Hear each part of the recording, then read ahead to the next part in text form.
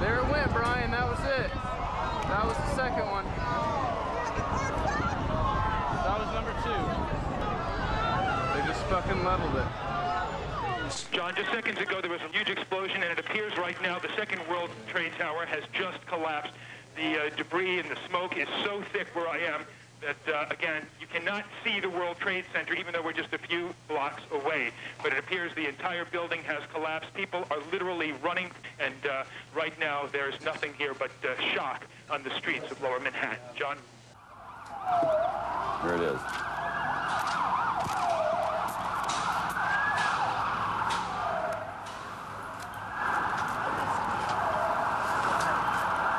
That's a videotape replay.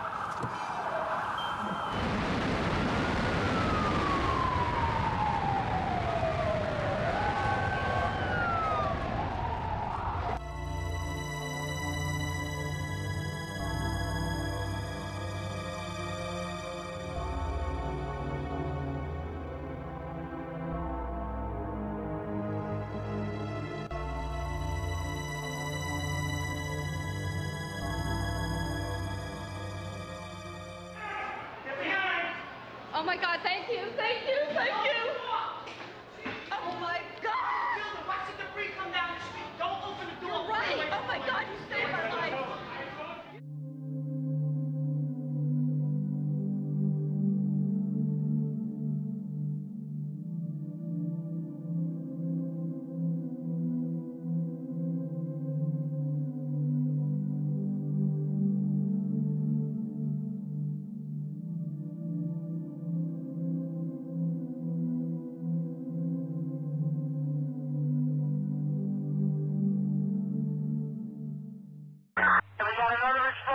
Tower, 1013, 1013, we got a second tower down. Another tower collapsed. Who's involved in the secondary explosion at Tower 1K? I've got 5 patients. They need to be treated. They won't let me go any closer. No one can go in to get the people out. There's small explosions still going on.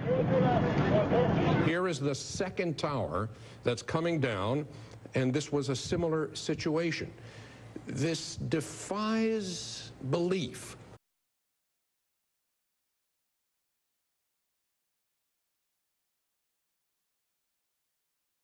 And what you're seeing are high shots. Now, here we're going to show you a videotape of the collapse itself. Describe that. Now we go to videotape, the collapse of this building.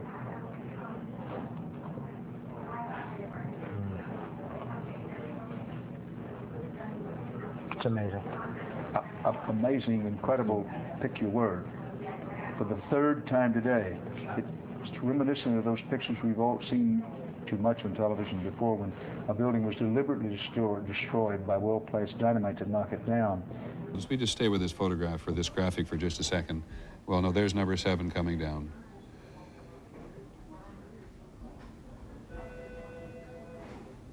When you think that part of the component of news coverage around the country every year is the excitement and the fun that people get watching an old building being demolished, and they wire it very carefully for days, and it's a very careful operation in order to make sure that a building comes down safely. I think the last one we saw was when they brought down one of the old casinos in Las Vegas. I mean, this is just stunning to see these things come down.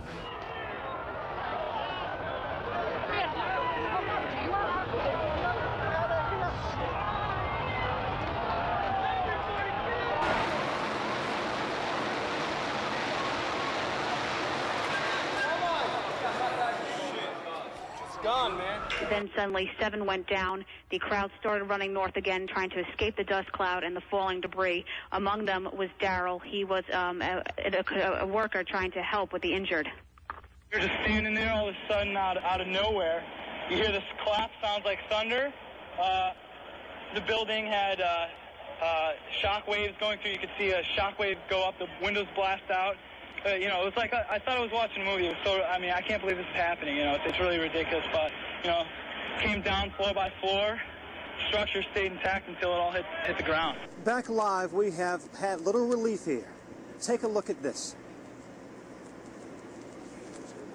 About an hour ago, World Trade Center building number 7 collapsed, a 42-story building. no word of any casualties in the building. It was the one calamity that was not a surprise. I remember getting a call from the fire department commander telling me that they were not sure they were going to be able to contain the fire. And I said, you know, we've had such terrible loss of life. Maybe the smartest thing to do is pull it. And they made that decision to pull, and then we watched the building collapse.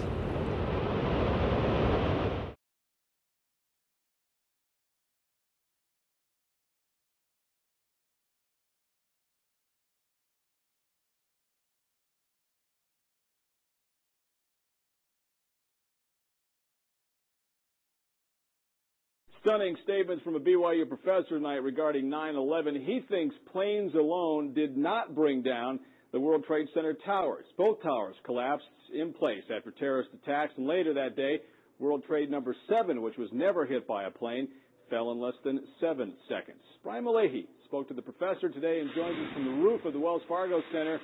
A crazy theory, Brian, or any validity to this? Well, Professor Stephen Jones got an email today asking, are you some kind of nutcase? And actually, he's written an academic paper for peer review. It's been well received, he says, among his colleagues at BYU, and it is essentially this. The buildings fell on September 11th, not from planes, but from explosives that were intentionally set. Images seared in our minds.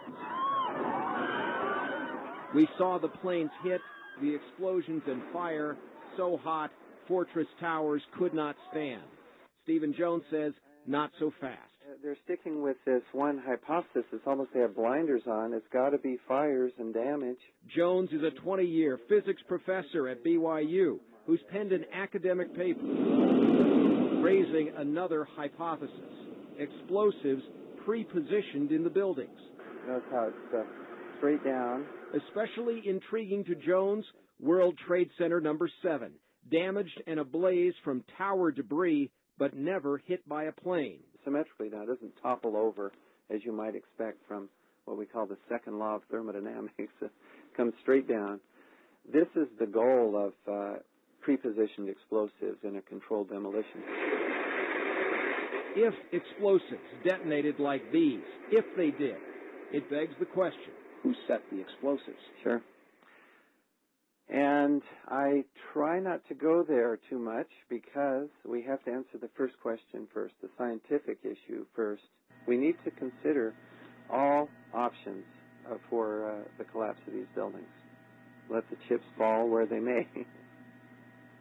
Jones says that models conducted in tests since 9/11 have not been able to duplicate what happened to the buildings.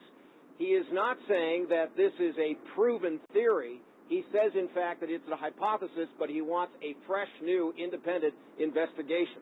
Mark, back to you. Definitely something to think about, though, Brian. Yeah, all right. sure is. Thanks a lot. The collapses of the Twin Towers and building number 7 had to have been examples of controlled demolition, brought about by thousands of explosives placed throughout each of the buildings. No foreign terrorist could have obtained the kind of access to the buildings this would have required. One reason for concluding that the 3 buildings were brought down by explosive is the very fact that they did collapse. High-rise steel frame buildings have never, before or after 9/11, been caused to collapse by fire. Even when, as in the Philadelphia fire of 1999 and the Madrid fire of February of this year, the fires were much larger, much hotter, and much longer lasting.